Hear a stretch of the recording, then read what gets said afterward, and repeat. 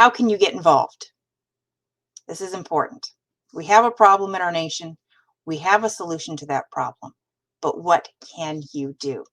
First of all, embrace your role as someone with authority in our government.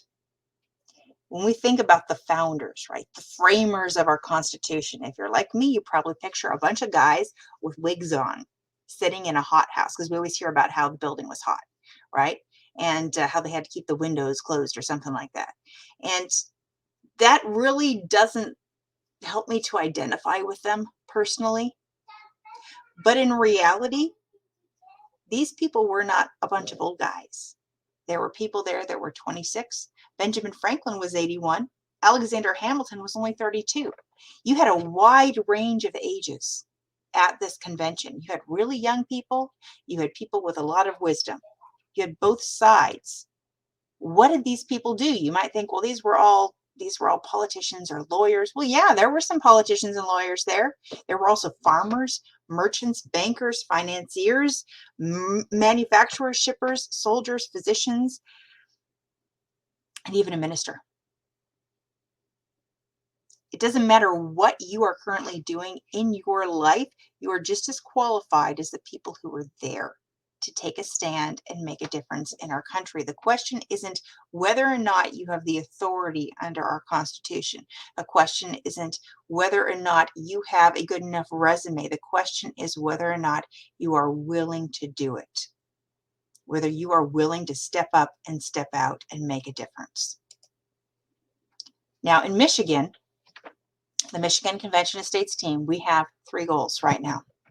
1, we want to pass a criminal penalty bill. What this would do is it would say that if commissioners go to a convention from Michigan and they try to do anything outside the bounds of the commission given to them by the Michigan legislature, it will be a felony.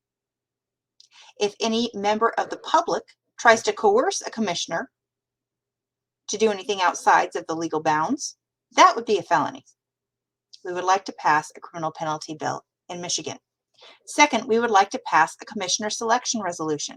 This would stipulate exactly how commissioners would be selected from Michigan. This is important because all we need are 34 states to get a convention of states, an Article 5 amendment proposing convention. And Michigan may or may not make it in before we get 34. Now, it is my intention for us to be in that 34, but if we aren't, we need to be prepared to have Michigan's voice heard at a convention.